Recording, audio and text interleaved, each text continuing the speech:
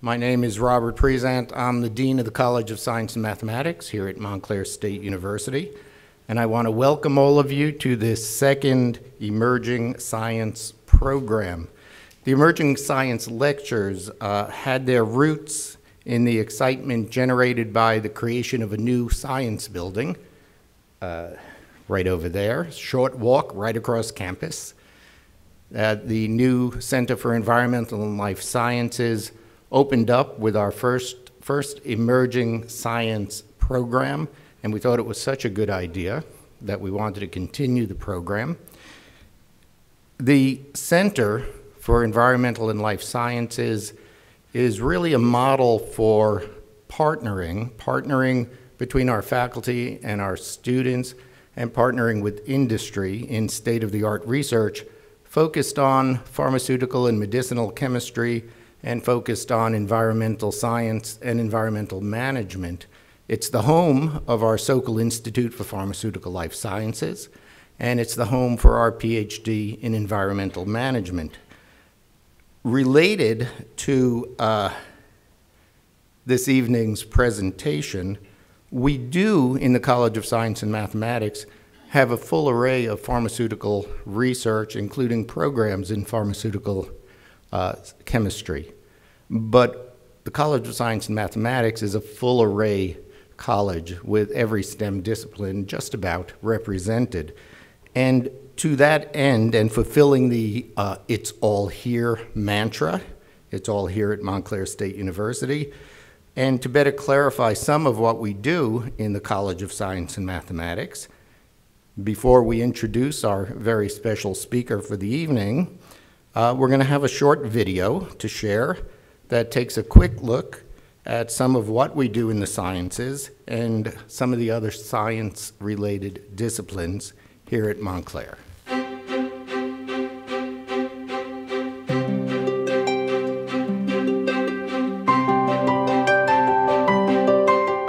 Well, it's been a very exciting year at Montclair State University. As we looked at the university, there are a number of areas where we really believed, first of all, that we could excel, and second of all, that there was a tremendous social need, and the sciences was one of those areas. We now have a new School of Nursing, which is just rising from the ground in spectacular fashion. We have growing programs in public health, strong programs also growing in nutrition and food science, in psychology and exercise science. We're just unstoppable. The story of the sciences, not just at Montclair State, but anywhere, is the fact that the sciences are the solution. Within the College of Science and Mathematics, we have an array of institutes and centers like our PSE&G Institute for Sustainability Studies, our Bristol-Myers Squibb Science Teaching and Learning Center, and our Center for Quantitative Obesity Research as a few examples. These are really critically important, and primarily because we're able to reach out across the college, even across the university, to bring other disciplines under one umbrella. We have a group of medicinal chemists who are on that side, and we have biochemists and biologists. So we do research in a variety of areas, a little bit in the cancer arena, a lot in global health and parasitology. Pacific River Institute was established back in 2004. The function of the Institute is to promote environmental research and education. We want the Institute to become the go-to place of the region for any type of water science-related question. Within the College of Science and Mathematics, we have a large number of faculty who are working on critical issues that are important not just to the individual, the neighbor down the block, but to the nation and to the world. Montclair State University has been a member of the LIGO collaboration since 2013. LIGO stands for the Laser Interferometer Gravitational Wave Observatory, and it's really a massive science project that's trying to detect gravitational waves produced by colliding neutron stars and black holes. This is the first time that we actually see gravitational waves passing over the Earth. My laboratory is primarily concerned with jellyfish venom. We've gotten very interested in the effects of jellyfish venom and the proteins in the venom. Our ultimate goal is to try and get some of these proteins, once they've been cloned, looking for pharmacological relevance, right? Could we develop new drugs? My laboratory lately has evolved into a really exciting area of research, I think. There's a big problem now that we use antibiotics too much, and we develop what is called antibiotic resistant. Bacteria become resistant to antibiotics. How is it that bacteria become resistant? But what we don't know is how is it that bacteria respond to an antibiotic at the beginning, before it becomes resistant. Healthcare is changing right now. New Jersey has lots of needs with a diverse population. The Montclair State University School of Nursing is designed to address those needs. It's an amazing, wonderful opportunity. Our public health faculty are engaged in research in a number of important areas. We have colleagues who are looking at HIV and AIDS prevention and communication in communities of color. We have folks looking at adolescent reproductive health. There is a higher interest in science and mathematics and computer science and information technology and cybersecurity.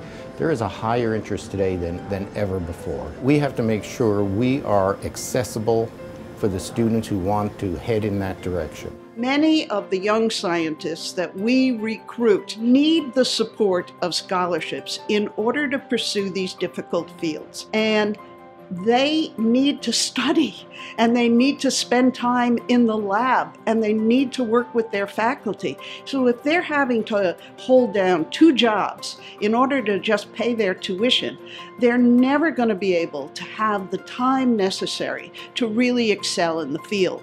And so the scholarship support for science students is absolutely critical to their success. What I'm working on are nuisance and invasive species in marine environments. So I'm working with different species of jellyfish and figuring out how they got here and studying their populations. And I'm also working with an invasive species of seagrass down in St. John's in the U.S. Virgin Islands and figuring out how closely related all those different populations are and why it's spreading so quickly. We don't know the full sequence of hyaluronic acid from the Atlantic sea nettle, which is a very common jellyfish around this area. So I'm working on getting the sequence out of it, comparing the sequence to various creatures, because hyaluronidase gets used in a lot of venoms throughout the animal kingdom. This is a toxin protein from the venom of Atlantic sea nettle. So we have modeled this protein using different algorithms and different softwares. First we had to isolate the gene from the jellyfish, and it generates this model for us. It's amazing to be able to come in here every day to do research. The school has also provided me a WestRep scholarship to do research here, which helps not only fund me, but also fund the lab as well. All of the monies that we get here allow us to work and spend most of our time on campus and in the labs, rather than going out and trying to work on the side. So it's really, really helpful, and it gives you an opportunity to really immerse yourself in the campus environment and in your department. You never know who the leaders are on campus or who's going to benefit from the scholarship you're giving at the end of the day. So that person could be the next president, next doctor, next lawyer, you never know. So providing a scholarship just helps mold the society we're living in. When I speak with someone who is thinking about contributing to the sciences and the development of the sciences at Montclair State University, what I try to say to them is, you are, if you do this, connecting yourself with the future in a way that is so dynamic. You are creating the scientist of tomorrow. You're part of the expression of how humanity moves forward from one century to the next with more knowledge, more ability to care for people in need.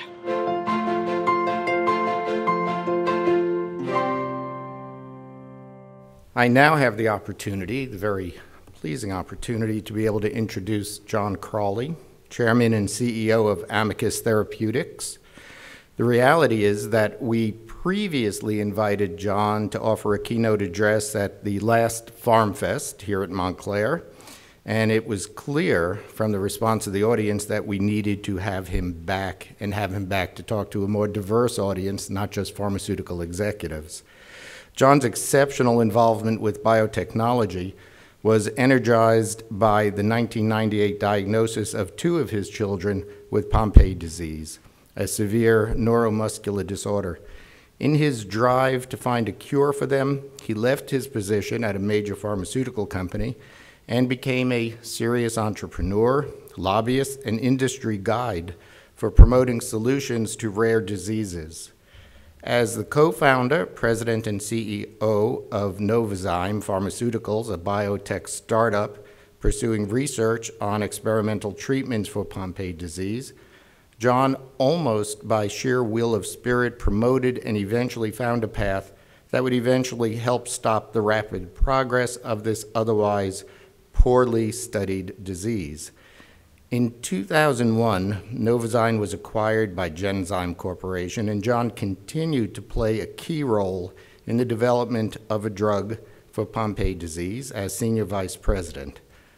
And as many of you know, John and his family have been featured by the Wall Street Journal and are subjects of a book, The Cure: How a Father Raised $100 Million and Bucked the Medical Establishment in a Quest to Save His Children, written by Pulitzer Prize-winning journalist Geeta Anand. And John's story was the basis for a movie, Extraordinary Measures, starring Brendan Fraser and Harrison Ford. John himself is the author of a personal, inspirational memoir, Chasing Miracles, The Crowley Family Journey of Strength, Hope, and Joy. And because it's not enough to be an innovator, entrepreneur, CEO, author, and basis for a movie, John is also a commissioned officer in the U.S. Naval Reserve, assigned to the United States Special Operations Command with service in Afghanistan. He graduated with a baccalaureate in foreign service from Georgetown University and a JD from the University of Notre Dame Law School and an MBA from Harvard. In fact, the remarkable efforts of the Crowley family were recognized by Notre Dame by the 2011 Family Exemplar Award. Not surprisingly, John serves on the executive committee of the National Board of Directors for the Make-A-Wish Foundation of America and is a founding board member of the Global Genes Project. Now, before John gets up here and shares part of his story with us, I think we have a short trailer to set as a premise.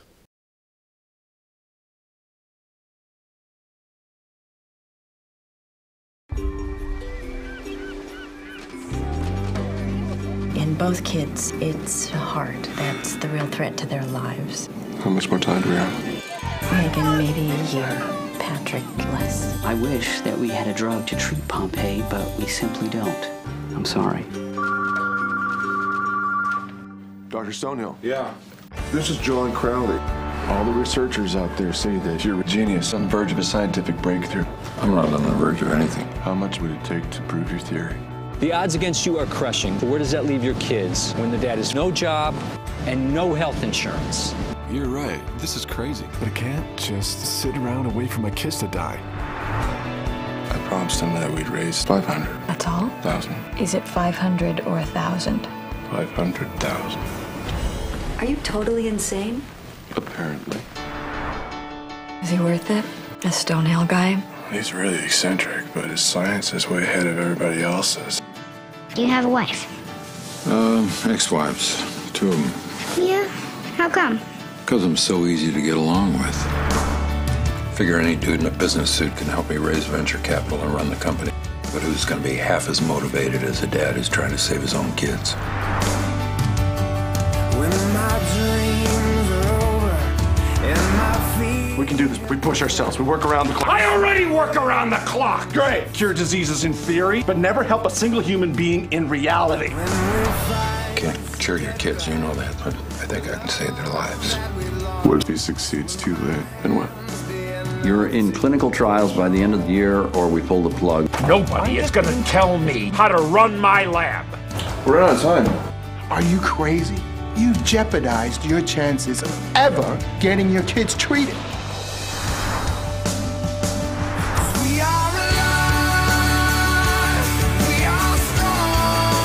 Do you remember you told me that I should stop chasing miracles? Well, don't get your hopes up, kid. It's a Hail Mary.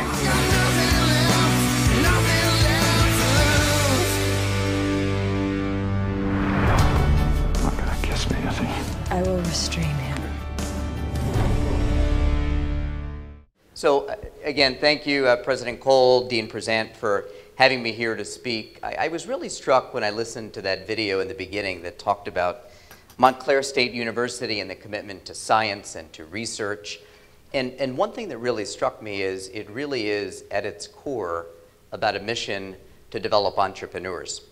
Sometimes entrepreneurs with very technical skills in science and biology and any number of disciplines that are promoted and fostered here at the university.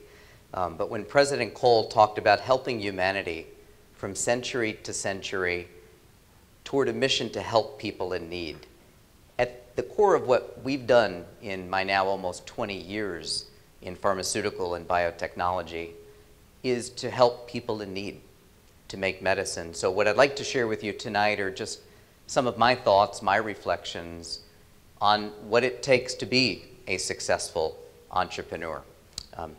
Two elements that are critical to be a successful entrepreneur, specific to science and research, but I think may be applicable more broadly in the field, and some characteristics of what I've seen of some of the very best entrepreneurs who I've worked with, who I've studied, and one who I've lived with. So with that as a premise, if I can, I'm happy to stay afterwards and answer any questions about our family's journey and our building businesses to make medicines to help people. But let me begin by answering, I used to say in these lectures, 2 questions. There's now a 3rd question that I've gotten quite frequently in the last few weeks. So first 2 questions are, how did a movie come to be made? Second is, how are the kids today? There's now a 3rd question, how in the heck did we get invited to the Oval Office, and how was Meghan featured in the President's speech before a joint session of Congress 3 weeks ago? So I will answer that one as well. So the movie came to be made because of our children's diagnosis, our 2nd and 3rd children, Meghan and Patrick, born in December 1996 and March of 1998. By the end of 1997, we realized that Meghan wasn't doing the things that a typical 1-year-old, 2-year-old might do. Wasn't pulling up in a crib, wasn't taking those first steps at a year. So you go from test to test, to doctor, and by this time we were pregnant with our 3rd child, Patrick. And then on a Friday the 13th, Meghan was diagnosed with this rare form of a muscular dystrophy known as Pompe disease. Pompe can be diagnosed in various forms, from infancy through later in adult years. In every case, it's a defect in the same gene, leading to a deficiency in the same enzyme and the buildup of glycogen in the muscles. So a very severe and rapidly progressing form of a neuromuscular disease or a muscular dystrophy. We were told, too, that our Patrick had a 25% chance of having the disease as well. So that set us off on what became a multi-year journey, now a career, a mission, a vocation in some regards, to try to alter the course of that disease and now to make a difference in hopefully many more rare and genetic disorders. Through all of that, I won't take you through a lot of what we did. There's a pretty decent movie they made about it and some books, but at its core, it was about trying to beat nature and trying to beat time. So we went from, the sense of hopelessness, of frustration, of shock, denial, eventually very quickly settling on determination. Determination to do everything we could to change the course of that disease, and then moving from the not-for-profit world to starting a small biotech in March of 2000, eventually selling that to a larger biotech company, Genzyme, and within Genzyme helping to develop that first medicine that Meghan and Patrick both received in January of 2003. In the summer of 2002, we were told that they wouldn't live another 6 to 12 months, that time was up. So very much about beating time as much as nature. As tough as those years were, as tough as 2002 was, 2003 was a great year. A number of people began learning about our journey, and the kids were the 27th and 28th in the clinical study to receive that life-saving enzyme therapy. They received it and continue to receive a Pompe medicine now every other week, intravenous therapy, and they will for the rest of their lives or until newer technologies come along. So a lot of people followed that story. So how did a movie come to be made? Well, by the summer of 2003, the kids were getting much, much stronger. And they were doing things that they couldn't do before. A lot of people followed that journey, one of whom was Geeta Anand, a writer for the Wall Street Journal. Geeta wrote a front page piece that appeared in the Wall Street Journal in August of 2003. When it came out, I was on the West Coast, and my wife called me at about 7:30 in the morning East Coast time to let me know that we were on the front page of the Wall Street Journal. I had to grab the paper.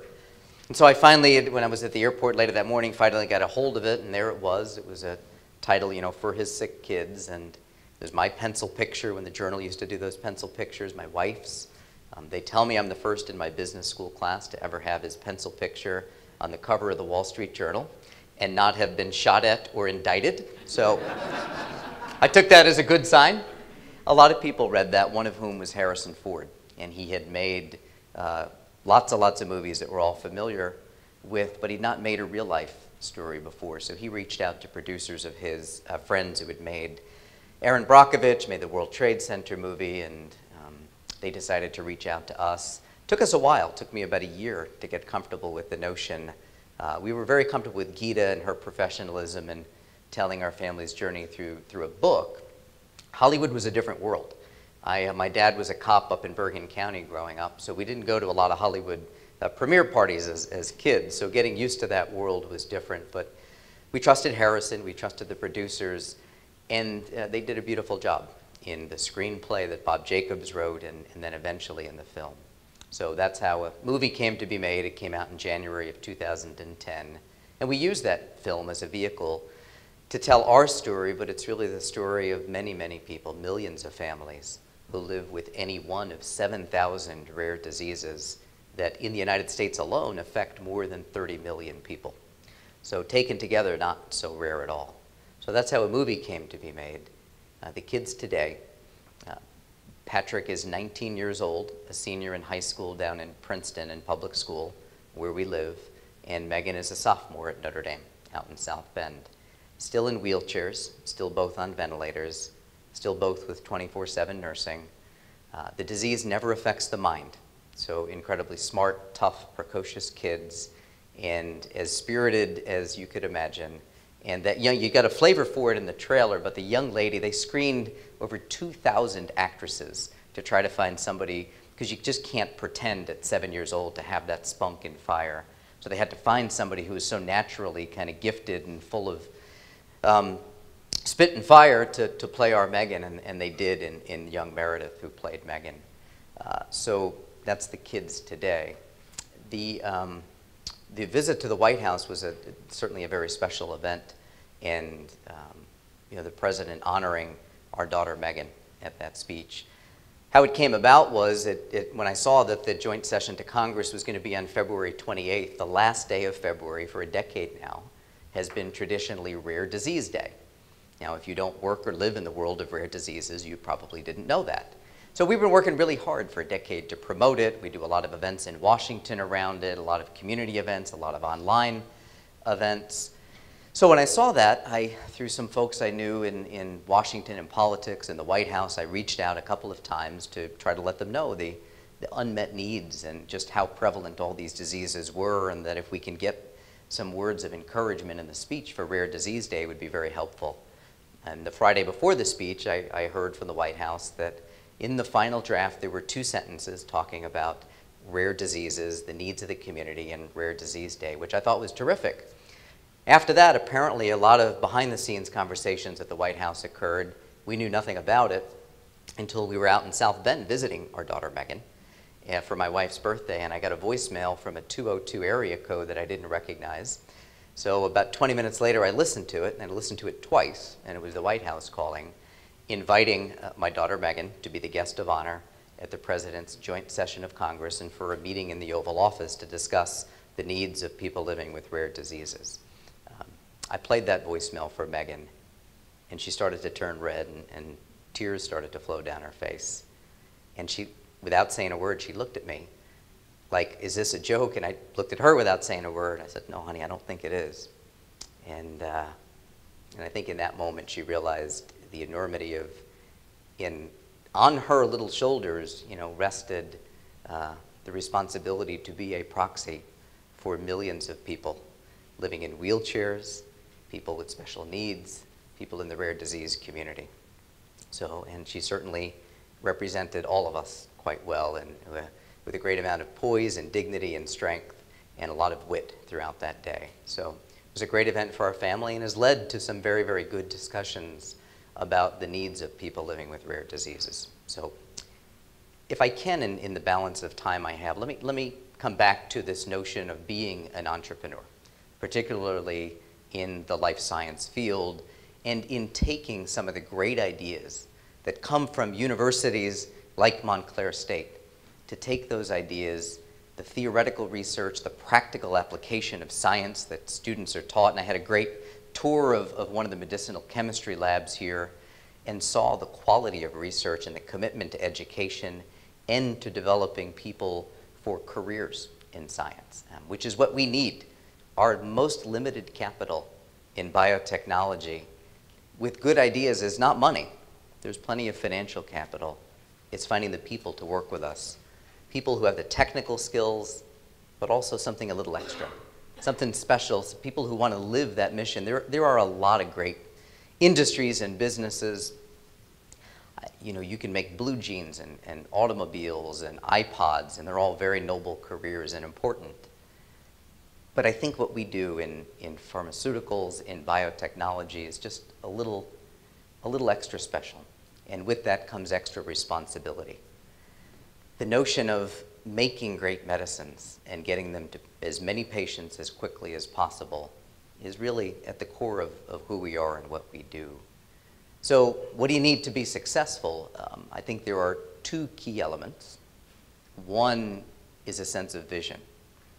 When we started my current company, Amicus, here in New Jersey, it was based on technology out of a university, licensed in, funded early by some venture capital investors, in labs sponsored by the state of New Jersey in North Brunswick on Route 1. We had shared lab space, and I think 4 of us in 2 cubicles. So 4 or 5 people starting this company in January of '05 to really launch it. But we had a really big vision. You know, we wanted to affect a range of human genetic diseases with the idea that if we can help alleviate some pain and suffering of people living with some of these rare diseases, that in itself is a good and perhaps noble goal. But we really believed and continue to believe that by studying these human genetic disorders, we will unlock the secrets to how we treat much more prevalent diseases. You think about the Alzheimer's, the Parkinson's, many cancers today. Most of them really are just a series of human genetic diseases that we don't yet completely understand. Look at some of the great advances in immunotherapy and cancer in the last several years, geared in many, many cases to particular mutations and understanding the human genome itself. Those are great advances. And if we could do that and understand and unlock the secrets of the human genome and human genetic medicine, I really believe that we can fundamentally impact human health much more broadly. So we started with a really big vision. And we had some really good teachers and some good templates along the way. I'll give you 2 brief examples. One, the entire biotechnology industry is only 41 years old. It was started in 1976 by a 29-year-old venture capitalist and a 30-something-year-old research scientist at a university. In this case, it was UC San Francisco. Dr. Herb Boyer and a venture capitalist named Bob Swanson. And Boyer had just published some of his academic research on protein engineering and making medicines out of host protein and animal cells with the idea that you could develop therapeutics for a range of disorders. So Swanson, the venture capitalist, read those papers. He literally went and knocked on Boyer's door, said who he was, talked about ideas, and spent hours together. And Boyer kind of wrote out a bunch of theories, explained his papers, how that can translate to make a medicine. So Swanson was excited. He eventually went back to his partners at the VC firm south of San Francisco and said, this is terrific, cutting-edge science. And he had to get the money for an investment, millions of dollars. So, okay, that's what venture capitalists do, but think of the risk-taking. They had to bet on somebody Dr. Boyer and his colleagues, who had never been in industry, had never made a medicine, they had to start a new company. Okay, that's what venture capitalists do. But they actually had to start a whole new industry.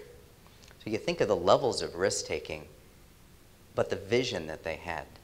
And it succeeded, and that company they founded was called Genentech, the first and arguably the most successful of any biotechnology company in our industry, going on to develop medicines and cancer and other fields that have fundamentally changed the course of life for many, many people. Bob Swanson died in the 1990s of a brain tumor. And after that, Herb Boyer, the science founder, was interviewed. And he said something. He said, when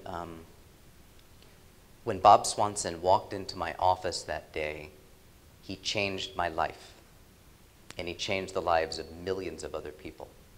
And they only did that because of the risk-taking and because of the vision they had. It wasn't how they were going to raise the first dollar or build a business plan or pay the rent. I'm sure those were all day-to-day concerns, but they started with a big, big picture. It's also the idea that started Celgene. So Celgene started in the mid-1980s with the idea that you could potentially take thalidomide.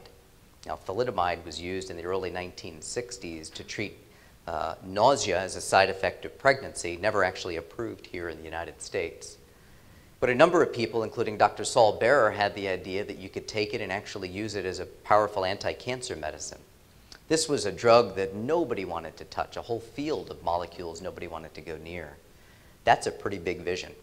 It took them from the founding of Celgene here in New Jersey to approval of that medicine 17 years, almost going bankrupt 3 times as a public company in the 1990s.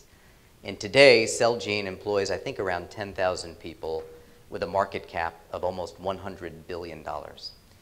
And again, the lives that it has saved and fundamentally changed, the research that it's funded around the world, including here at Montclair, is and will continue to change the lives of many, many people. But they started with a really, really big vision of what they wanted to do, fundamentally alter the landscape for the treatment of cancers. And now they're involved in immunology and inflammation, and now in neurology as well. And even at a $100 billion market cap, a lot more room for Celgene to continue to grow and to fundamentally change people's lives.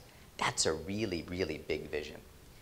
So I had some good examples, some good templates. Saul was one of my great mentors over the years, served on our board for 9 years at Amicus. So when I thought about putting this company together, I had to think, all right, yeah, we need to raise the money and we got to pay the rent and hire the people, and those activities have to be the foundation of what you do, and sometimes they can consume your days. But we tried to start with a really big vision. What did we want this to look like 10, 15 years from then? So about now. We talked about the areas we wanted to be in, the diseases we wanted to impact. We didn't accomplish everything we set out to do. It usually takes longer and costs more money in our business. But we've done a lot, and I think we're, where we are today, with about 350 employees, about $1 billion value, a marketed drug in 1 rare disease, other drugs in clinical studies for a range of diseases, programs in more prevalent disorders like Parkinson's. In our first now little more than a decade, I think we've laid a really good foundation. Plenty of mistakes along the way, plenty of setbacks. I said this is an industry that's a privilege to work in. But it's also a tough one, and you got to have the stomach for the roller coaster, because almost everything we try, unlike our brethren in high tech, the basic technology, it doesn't work. And that's something you have to get used to, no matter how smart the people are, what great buildings you build, equipment you buy. It's really tough to trick nature and to try to change the course of a disease. So it rarely works, but when it does, I still believe it's the best job you can have. So if that, that vision and risk-taking is essential to be a successful entrepreneur in our industry, the other element is you have to be patient-focused. So everybody will say that. Every company you go to today, even the new startups, will say, we are completely patient-focused. Some are. Increasingly, they are. we tried to do it a little bit differently at Amicus, and maybe it was inspired initially by our family's journey, but it's now carried by all 350 people at Amicus. Even the name itself, Amicus, in Latin, of course, meaning friend. So we thought, if you Latin it up a little bit, it sounds a little more sophisticated than friend biotechnology. But the core purpose of what we wanted to do was, if you were somebody living with one of these diseases or a family member, what would you want the company to do? What would you want them to think about? I went back to Saul's advice to me: make great medicines and you will build great value. So what we've tried to do, though, is to think about, okay, at every step of the way, how do we do it, and how do we do it maybe a little bit differently? So from early on, we put together a scientific advisory board. Most every company does. We put together medical advisory boards for each of our diseases. But then we did something a little bit different. We put together a patient advisory board. So we brought in people living with the disease or their family members, about a dozen for each of the diseases we were involved in. Put them under confidentiality agreements. We don't pay them. We pay their travel to meetings, but we don't pay them. And when I first proposed this to my board, they were a little uncomfortable with it. They're thinking, God, Jenny, if you're going to show them everything that we're doing, the confidential regulatory interactions, the preclinical data, the clinical strategy, somebody's going to go on Facebook or tweet it or talk in patient meetings. And I have to tell you, in 12 years of doing this across multiple diseases, we have never had one breach of confidentiality. In some regards, I think they hold that trust with us more sacred than any of our consultants or advisors. And it's made our programs better. It's not only the right thing to do, the right message to send, it has made our programs better. The example I'll give you, 2 years ago, my daughter Megan turned 18. And she said, Dad, I'm 18, can I sit on your patient advisory board? I said, I don't know, call Miss Jane and ask her. Jane's our chief patient advocate at the company. Something else we have that's different. The only biotech company with a C-suite level executive for patients, a chief patient advocate. So Megan called Jane Gershkowitz, and Jane said, Megan, we'd love to have you. It was down in Orlando. So of course Megan calls me, Dad, I got to get to Orlando. So we get her down there. And I wasn't there for this part of the meeting, but they went around and they were talking about the protocols for what would become our new study with a new medicine in Pompe disease. Our doctors had proposed looking at 6-minute walk test, forced vital capacity, some of the classic measures of neuromuscular disease. And they went around, and people on the patient advisory board really dug deep into it, added a lot of insight of what mattered, what didn't matter, what was practical. Things like biopsies, skin biopsies, muscle biopsies. Would patients be willing to undergo those? Then they got to Megan, and she was surprisingly shy. She's a pretty outgoing young lady. It's hard to understand Megan when she speaks. The young lady who played her in the movie was able to speak more clearly than our Megan can, and I think that was a little of a reticence. But it got to her, and they asked, the question going around was, what would make the most difference for you? And Megan said 2 things. She said, 1, I'd like to breathe for 1 minute without my ventilator. And we were thinking about developing protocols to wean people from ventilators, or how much stronger their, all these technical measures of pulmonary function could become. And she said that because she knows still today, although her heart is fixed with her current medicine, that is the thing that could be the most life-threatening aspect of Pompe for her. If that trach is knocked and a nurse, for some reason, doesn't hear it or can't clear the airway, that's what could kill her. So she said, number 1, if I could breathe for 1 minute without my vent.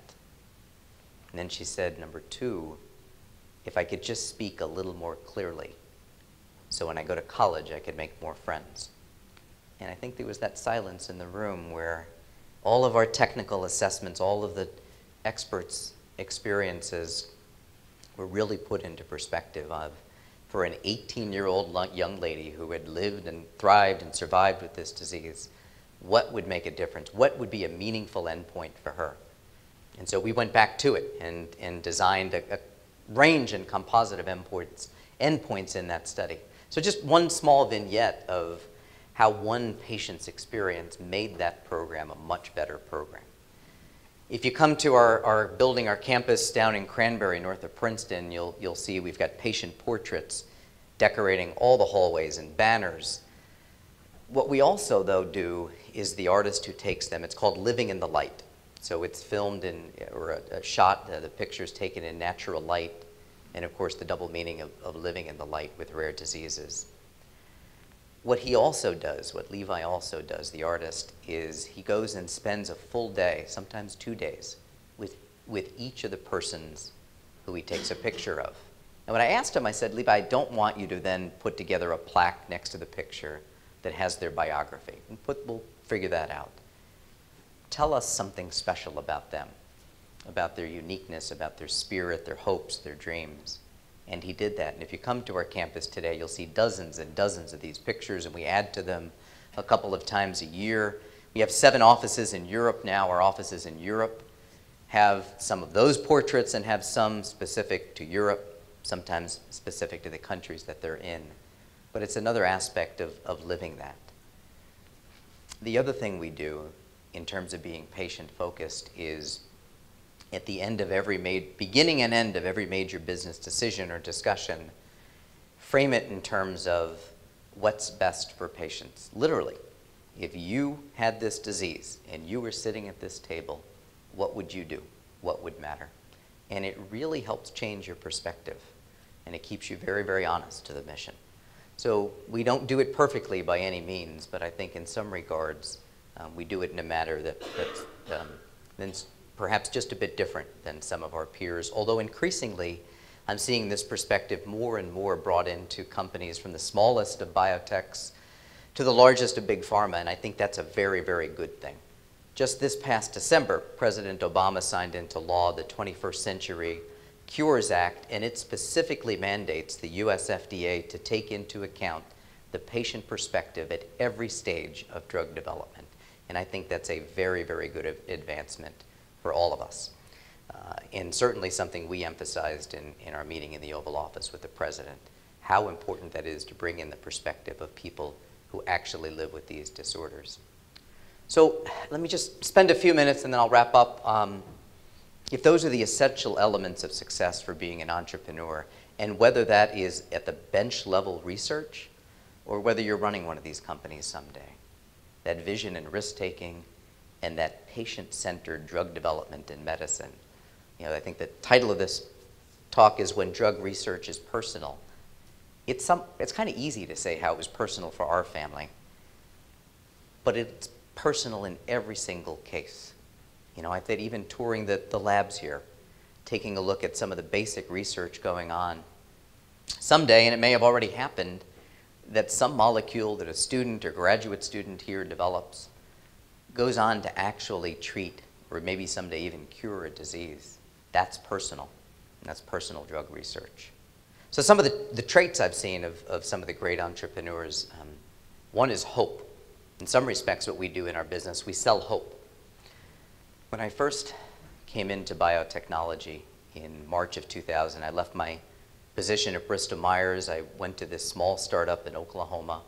We had a handful of people, $37,000 in seed capital, and at 30, 31, 32 years old, I was the best they could do for a CEO. So not so good. So I went out to Boston to go to the Bio Show, Biotech Industry, or now Innovation Organization. It's the trade show for all of biotech, and I just wanted to be a part of it, to listen, to take it in, to understand this new industry. I heard it was a little different than pharmaceuticals. I went to the keynote that night, and there were maybe 5,000 of us in the audience, and the keynote speaker was a quadriplegic in a wheelchair on a ventilator, and big, strong guy. You could tell at some point in life he was a tremendous athlete. He came out and he spoke, and the first word that he said was biotechnology.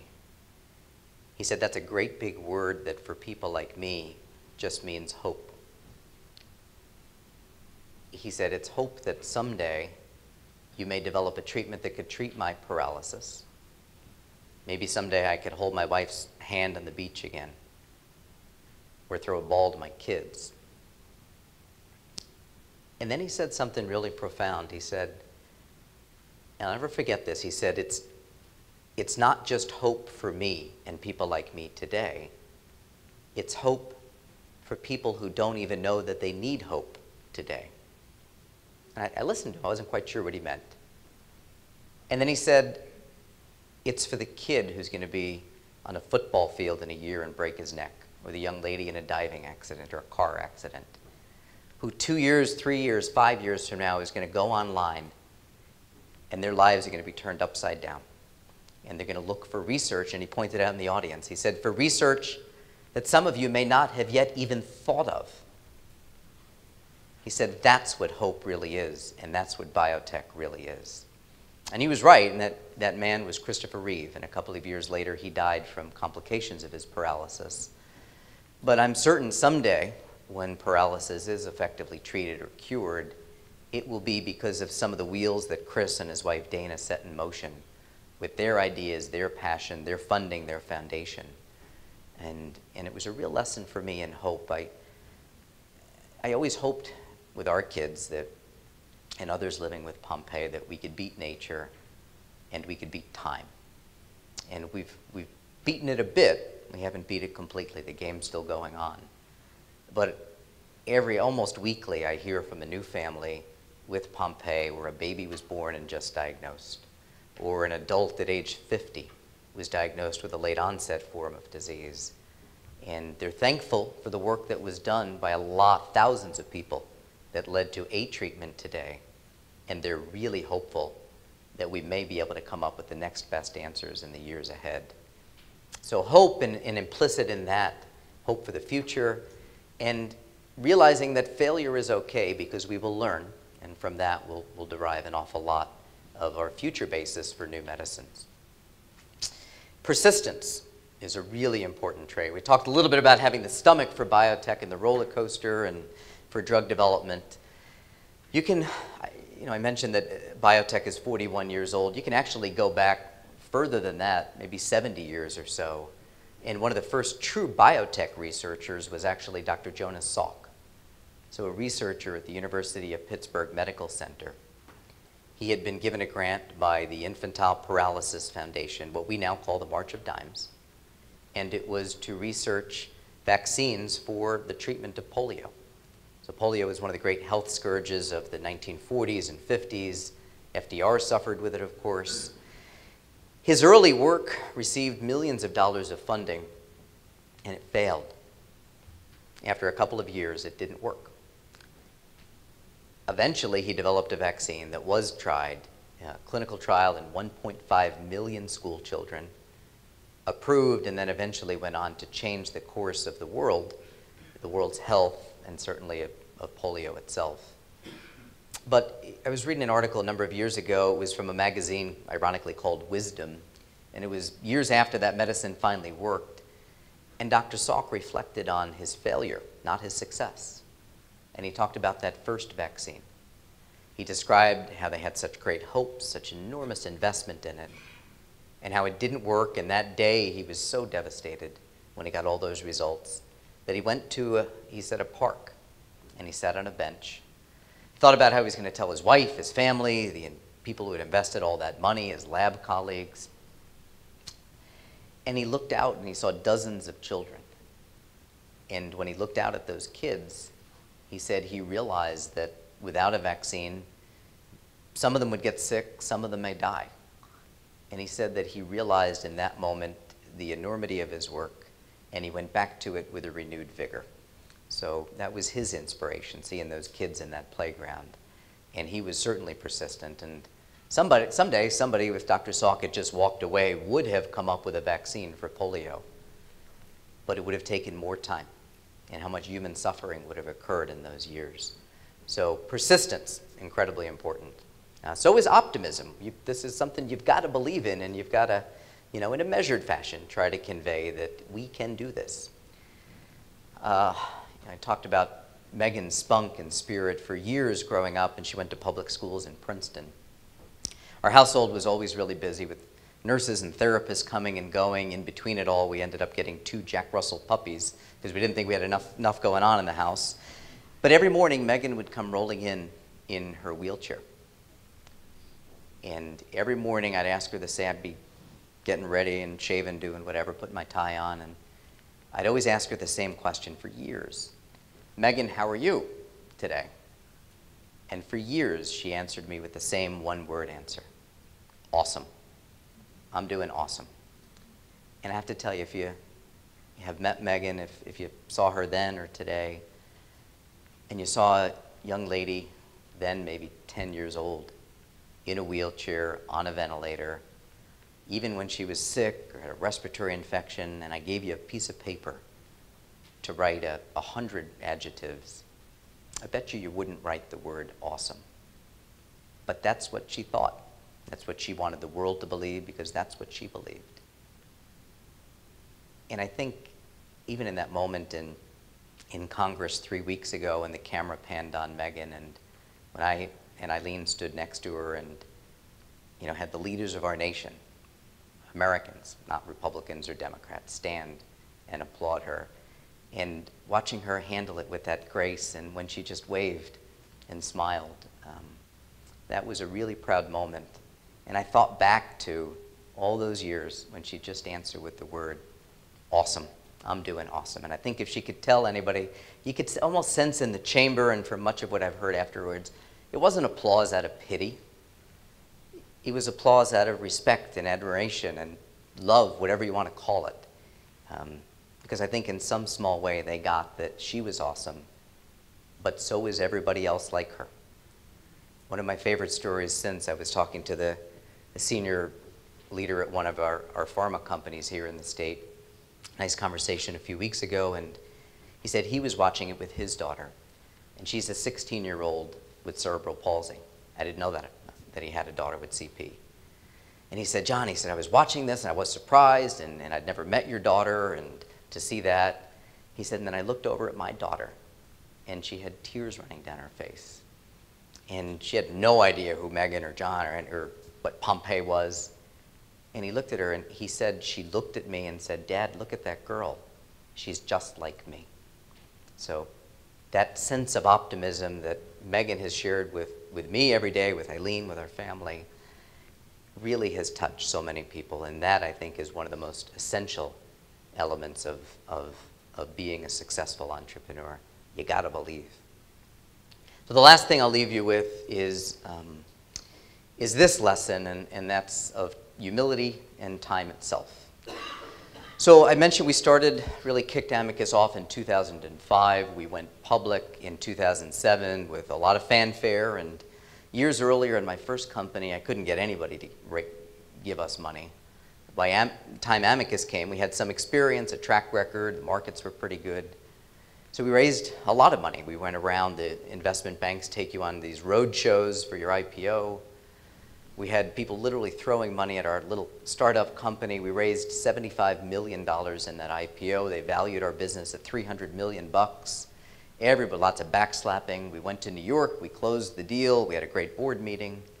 The next day, I was on CNBC. We were interviewed by the newspapers. We closed the stock exchange.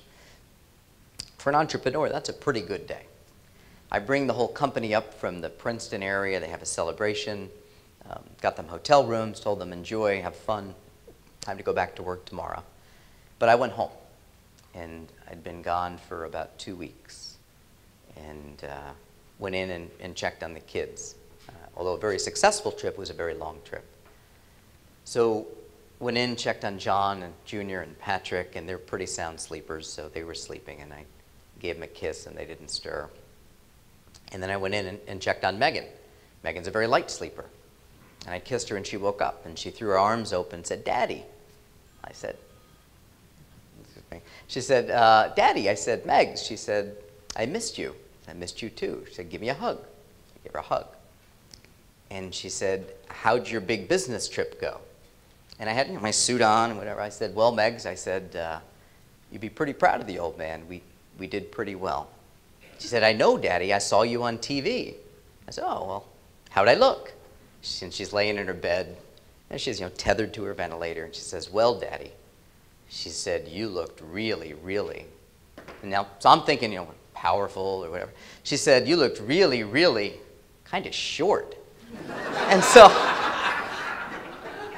So then there's that kind of awkward silence, and then she said, but Dad, that yellow tie, that looked really good on camera. I said, thanks, Dad, or Megs. And then she asked me, she said, are you going to be here in the morning? I said, I'll be here. She said, would you take me to school? I said, yes, Megan, I'll take you to school. And she said, great, good night, I love you. I said, I love you. And I think in that moment, not because she had teased me, that kids tease me all the time, I think it was because in that moment I realized the true humility of success and how fleeting success is. And I realized too that she truly, absolutely didn't care about what plane we were flown around in, or what banks, or how much money we raised, or what TV show I was on. What she cared about at 9 or 10 years old then was that her dad was on a really long business trip. He was home, and he was going to get to take her to school the next day. And you think about, what do we do? Why do we teach in a university? Why do we make these medicines? At the end of the day, all we're making them for is to buy more time, quality of life, and time with each other. That's all it is. And for me, it taught me in that one moment, that's why we did all of this and continue to do it, for more moments like that. So thanks. I'll be around for a while. Happy to take your questions. Thanks for all you do at Montclair. Take care. I think you now have a better appreciation about why we invited John to come back. I just wanted to come up and ask you to thank him one more time for what I thought was an inspirational and informative talk. Thank you, John.